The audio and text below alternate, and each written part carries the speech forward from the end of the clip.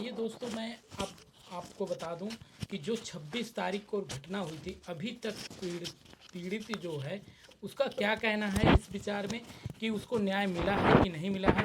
हम उसी की जवानी जानते हैं, फिर मैं अपने विचार रखूँगा। आप ये बताइए, जिस प्रकार से प्रशासन ने एक को गिरफ्तार किया, जेल भेजा है, आप क्या कहेंगे उसमें? मैं यही कहूँगी कि उससे मतलब पूछताछ करें अच्छी तरह से, और पूछताछ करने के बाद उस इंसान को ज़िंदा ना छोड़ें। मैं यही मांग करूँगी। तो मांग जैसे प्रशासन के द्वारा आपके बयान को काटा जा रहा है, पूरी तरह से कहा जा रहा है कि केस को सिर्फ एक है, चार नहीं है, तो इस पे क्या कहेंगे? क्योंकि चार कैसे आप बोल रही हैं, वो आप बताइए हमारे दर्शकों को। केस को हल्का किया जा रहा है। उसको मतलब उसकी धाराएं काट दी गई हैं, उसको हल्का कर दिया गया है कि ठीक है, छीना झपटी हुई है और बकाया कुछ भी नहीं हुआ लड़की के साथ। एक केस नहीं कई केस कर चुका है, फिर भी उसको जानते हुए भी मतलब केस को हल्का कर दिए हैं। और मतलब उसको जो है बचाया जा रहा है। मैं कैसे मान लूं कि सिर्फ एक था? पीड़ित का क्या कहना है कि मैं कैसे मान लूं कि सिर्फ एक था? घटना तो मेरे साथ हुई है, घटना आपके साथ हुई है, और ऐसे आपके द्वारा पुलिस को न्यायालय में बयान दिया गया। जब आपको न्यायालय ले जाया गया तो जज के द्वारा आपसे क्या पूछा गया, आपने क्या बयान दिया? मैं यही जो है मैं जो हुआ मेरे साथ वही मैं बोली हूँ। जैसे हम्म, क्योंकि बोल रही थी कि क्या बेटा मतलब जो ये पुलिस प्रशासन बोल रही है क्या ये सही है? मैं बोली नहीं मैम, जो मेरे साथ हुआ है और जितना गलत हुआ है, जितना मतलब मेरे साथ हुआ है, मैं सब कंटिन्यू बताई हूँ। और मतलब जैसे मैंने खबर भी आपको दिखा चुका हूँ, एक बार बाइट इनकी ले चुका हूँ और उसमें पूरी घटना मैंने पीड़ित के द्वारा दिखाया है। अब मैं ये जानना चाहता हूँ कि पीड़ित को जिस प्रकार से न्याय नहीं मिल पा रहा है, हमारे मुख्यमंत्री जी आरोपी जो इस प्रकार के आरोपी रहते हैं उनके घर में बुलडोजर चलवा देते हैं। अब पीड़ित का क्या कहना है, उसको कैसे न्याय चाहिए, मैं इन्हीं की जवानी आपको कैसे न्याय चाहिए अपने? हमें न्याय यही चाहिए कि वो इंसान न जिंदा बाहर निकले। उसका चाहे उसे दौड़ा के इनकाउंटर करें, चाहे उसको उसको फांसी दें, उस जो उसके साथ है उनको भी। और ये पता लगाएं कि कौन है, इसके पीछे किसका हाथ है। अभी पीड़िता का कहना है कि सिर्फ एक नहीं है, आरोपी और हैं, उनकी भी छानबीन होनी चाहिए। अगर वो नहीं पकड़े जाएंगे तो फिर से ऐसी घटना को अंजाम देंगे। अभी एक को आरोपी बना के भेज रहे हैं और साथ साथ जो घटना है उस पर प्रशासन के द्वारा ये कहा जा रहा है कि आरोपी ने इनके साथ गलत कार्य नहीं किया, ना कि अपने हाथों के द्वारा और पार्ट्स में उंगली कर किया गया है, और जिसके वजह से आरोपी को इस प्रकार से चार्जशीट बनाई जा रही है, जो मुझे जानकारी अपने सूत्रों के अनुसार मिल रहा है। जब जो आरोपी है उसको जब मेडिकल के लिए समुदाय स्वास्थ्य केंद्र मऊ ले जाया गया तो मैंने आरोपी से डायरेक्ट बात किया, और आरोपी का कहना था कि लड़की के द्वारा मेरे पार्ट्स में पैर मार दिया गया था, जिस वजह से मेरा पार्ट्स खड़ा नहीं हुआ, और उसके बाद मैंने हाथों से किया है। मैं जानूंगा कि जब इतनी गंभीर अवस्था में मऊ समुदाय स्वास्थ्य केंद्र से प्रयागराज भेजा गया और लंबा इलाज चला, तो इतना दर्दनाक घटना रही होगी, इससे आप समझ सकते हैं। अच्छा ये बताइए, जब डॉक्टर आपका मेडिकल कर रही तो क्या कह रही थी डॉक्टर? डॉक्टर बोल रही थी कि हाँ हुआ है, इसके साथ रेप हुआ है, बहुत बेरहमी के साथ हुआ है। लेकिन वहाँ पे एसएचओ पहाड़ी की थी रीता सिंह, वो खड़ी थी। वो बराबर मतलब फ़ोटो खींच रही थी हर जगह की, जहाँ जहाँ पे चोटें आई थी, जो ऐसे हुआ था। लेकिन उसके बाद जो है यहाँ कालबेन से यहाँ जब कमला नेहरू में लाया गया तो वहाँ भी आई मेरे साथ। करीब 10 साढ़े 10 11 बजे रात तक थी, काफ़ी लेट तक बैठी थी। वो बार बार यही बोल रही थी कि लड़की बयान बार बार बदल रही है। सोचिए 24 घंटा नहीं बीता था, वो मुझसे बोल रही थी कि लड़की बयान बदल रही थी।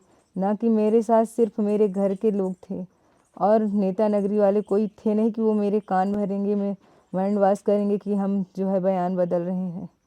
और बोल रही थी कि जो है लड़की जो है अभी होश में नहीं है, होश में आती है तो बयान जो है बदल देती है।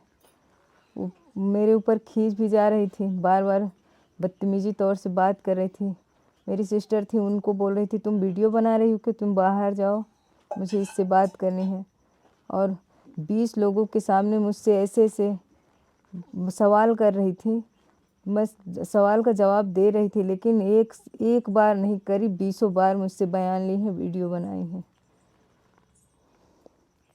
मैं आपको बता दूं कि जिस प्रकार से लड़की के साथ दुर्घटना हुई है, एक शैतान की तरह 4 दरिंद्रों ने, 4 लोगों ने इसके साथ गलत किया है। आप समझ सकते हैं उस टाइम पे क्या लड़की बोले क्या ना बोले।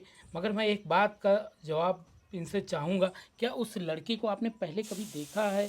क्या उससे कभी हॉस्पिटल में मिली हैं? क्योंकि लोग, जो जनता है, वो इस चीज़ को नहीं समझ पा रही कि आरोपी डायरेक्ट पहुंच गया, कि एक प्लान था इन लोगों का कि आगे से फिर आओ मैंने पकड़ लिया, इस शब्द का आपने बयान भी दिया। क्या था? क्या उससे जी, पहले मिली थी आप? मैं कभी उसको देखी नहीं थी, लेकिन उसको देख के ऐसे लगा कि मैं कभी इसके जैसी इंसान देखी हूँ। लेकिन मैं सच बताऊँ, मैं कभी भी उसे कभी नहीं देखी थी। लेकिन उस बोल रहे हैं कि बरगढ़ में रिश्तेदारी है, और कहाँ कहाँ है मुझे तो ये भी नहीं पता। घटेहा उटेहा में कहीं और है। यहीं का रहने वाला है, लोकलय का, तो इंसान कहीं ना कहीं देखा रहा होगा, लेकिन मैं उस इंसान को नहीं देखी थी। ये मतलब बता रही हूँ कि इसके जैसे कहीं देखी थी इंसान, और जब ये मेरे सामने आया तो लग रहा था कि इसको मैं कहीं देखी हूँ। अच्छा, लेकिन रोज की तरह उसी टाइम पे आप आना जाना करती थी कि कुछ मेरा लेट हो गया था? नहीं, हल्का 2-4 मिनट की वो थी, मतलब इधर उधर नहीं। मैं 9:30, वो 8:30 बजे फिक्स टाइम से आती जाती थी। वहाँ पे 9 बजे आराम से ड्यूटी में पहुँच जाती थी। 5 बजे वहाँ से मेरी छुट्टी हो जाती थी। मतलब फिक्स टाइम था 9 बजे वहाँ पहुँचना, 8:30 बजे अपने घर से निकलना। लेकिन और छुट्टी 5 बजे हो जाती थी? हाँ, 5 बजे छुट्टी हो जाती थी। आप सुने हैं कि जब कोई कहीं जॉब करता है या कहीं किसी कंपनी में या हॉस्पिटल में कहीं भी वो कर्मचारी होता है, तो उसके पास टाइम लिमिटेड होता है। कितनी जल्दबाजी में आप थी कि जल्द में गई, मतलब जल्दी जाना भी था, टाइम से पहुंचना भी था, इस बात की जल्दीबाजी में आपने क्या और लोगों को देखा उधर जब निकल रही थी आप, कि कभी वहाँ पर, जैसे अभी तो ये पहली बार आपको दिखा, मगर उसके पहले कभी आपके साथ दिखा कि 2-3 लड़के इधर घूम रहे हैं, देखा वो ऐसा कुछ? नहीं, रास्ते में बहुत कम ही लोगों का आना जाना रहता था, लेकिन जो है, जो रोज़मर्रा के काम करने वाले होते हैं, जैसे रेलवे में इधर उधर के मतलब कामों में काम करते हैं, घर वगैरह में काम करते हैं, वो सब मिला करते थे बकाया। कभी अपने भतीजे के साथ आना, और मैं अकेले कभी आती जाती नहीं थी। पापा भेजते थे तो भतीजा भेजता था, कभी अकेले आएगी नहीं। और संडे वगैरह, जिस संडे पड़ जाता था तो संडे के दिन जैसे कोई ना खाली रहे तो हाँ, अकेले जाती थी। लेकिन कभी भी मुझे ऐसे नहीं लगा, कभी भी मुझे भय नहीं लगा कि कोई मुझे मिल जाएगा, मेरे साथ ऐसा करेगा। तो अच्छा ये बताइए, जिस प्रकार से अभी आपको न्याय मिला कि नहीं सीधा? नहीं, मुझे तो न्याय क्या नहीं मिला न्याय है। पाने के लिए आप क्या क्या अपील करती हैं?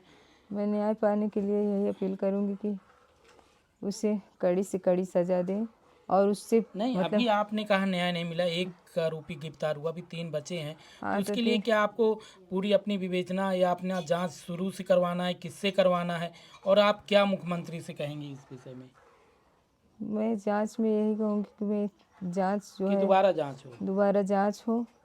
और जैसे ये लीपापोती कर रहे हैं सीपीआई, सीआईडी, सीपीआई, जो भी टीम है, हाँ, जांच टीम प्रशासन के द्वारा, जो भी सरकार के तंत्र हैं, जांच टीम के हैं, उसकी मांग कर रही हैं कि वो मिलनी चाहिए मुझे, और मेरी केस की दोबारा जांच होनी चाहिए। हाँ, मेरे केस की दोबारा जांच हो, सीपीआई हो, सीबीआई, कुछ भी हो, बट जांच की तह तक जाएं ये लोग। जांच होनी हाँ, चाहिए। जांच होनी चाहिए। एक बेटी की आवाज़ है हमारे मुख्यमंत्री जी से कि मेरी केस फिर से ओपन किया जाए। अगर उस पे एक हो तो एक को भेजा जाए, अगर 4 हो तो 4 को भेजा जाए, अगर उससे अधिक हो वो सबको पकड़ा जाए।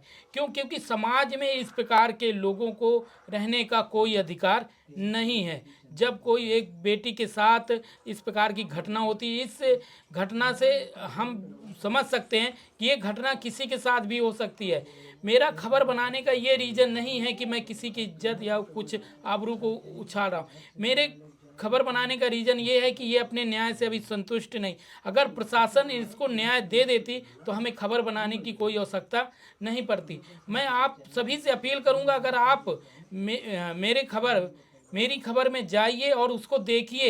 इसकी पहले भी मैं बयान चलाया हूँ, आरोपी का भी वीडियो डाला हूँ, सब कुछ उस पर उपलब्ध है। और आगे भी मैं इसी तरह न्याय पाने के लिए किसी भी बेटी के साथ खड़ा रहूँगा और हमेशा खड़ा रहूँगा जब तक उसको न्याय नहीं मिल पाएगा। अभी मैं लास्ट टाइम आपसे अपील करूँगा फिर से कि आप इस वीडियो को शेयर करें अगर आपको खबर अच्छी लग रही है। और इस बेटी को न्याय दिलाना हमारा अधिकार है और सब उन दर्शकों का अधिकार है जो इस प्रकार की घटना का विरोध करते हैं। और आप लोग जब तक इस बेटी को न्याय नहीं दे पाएंगे तो अपनी बेटी भी आप सुरक्षित नहीं समझे, क्योंकि भेड़िया कहीं भी हो सकता है, भेड़िया कहीं भी ताक में बैठा रह सकता है। जब तक भेड़िया रहेंगे तब तक कोई बेटी, बहू और कोई बहन सुरक्षित नहीं रहेगी। आप प्रशासन छोड़िए, आप ये क्षेत्र की जनता या हमारे देश की जनता से क्या अपील करेंगी, क्या गुहार लगाएंगी इस विषय को लेकर? ऐसे लोगों का खात्मा नहीं होगा तो हमारे मतलब दिल की बात कहिए, आप अपनी दिल की बात, चाहे जो भावना हम हो वो कह डालिए। चाहे हम हो, चाहे अन्य कोई, चाहे किसी की बेटी हो, चाहे किसी की बहन हो, कोई सुरक्षित नहीं रहेगा। अगर इस तरह की ये अपने दिमाग में बैठा के चलेंगे कि अगले इंसान से मुझे मतलब यहाँ पे कोई लड़की अकेले जा रही है, उसको ताड़ में लगे हैं, उसको मतलब बेइज्जत कर रहे हैं या फिर उससे छेड़छाड़ कर रहे हैं, तो हम यही कहेंगे कि इस तरह के इंसानों का रहना या जीना बिल्कुल वो है। इन लोगों को दौड़ा दौड़ा के गोली मारे या तो इन लोगों का मतलब खात्मा करें, ऐसे इंसानों का, ऐसे दरिंदों का। कहा जाता है अपराधी की ना कोई जात होती है ना कोई धर्म होता है, सिर्फ वो अपराधी होता है। मैं कोई इस जाति समीकरण और राजनीति को नहीं दिखा रहा हूँ, मैं सिर्फ इस बेटी को न्याय पाने को लेकर परेशान हूँ। क्योंकि जिस प्रकार से बरगढ़ क्षेत्र में ये घटना हुई है, सभी का रूह कांप गई है। और जिसने जिसने इस खबर को देखा है, जाना है, वो मुझसे आकर खुद स्वयं कहता है भैया क्या उसको न्याय नहीं मिलेगा। तो मैं भी यही चाहूँगा आप लोगों से कि इसको न्याय दिलाने के लिए जितने आप समझ सकते हैं कि एक प्रधानी का चुनाव होता है, एक गांव में 15 से 20 लोग खड़े हो जाते हैं, मगर क्या इसके न्याय के लिए कितने लोग खड़े होते हैं और कौन क्या करता है ये देखना। क्योंकि समाज में तो हम प्रश्न उठाते हैं, मगर वो प्रश्न उठ क्यों रहा है इसके लिए नहीं सोचते हैं। इन्हीं सभी बातों को मैं यहीं पर छोड़ जाता हूं। आगे फिर मैं इसी प्रकार की खबर आपको दिखाऊंगा। मैं रविशंकर गुप्ता, जिला चित्रकूट से, मेरी खबर में।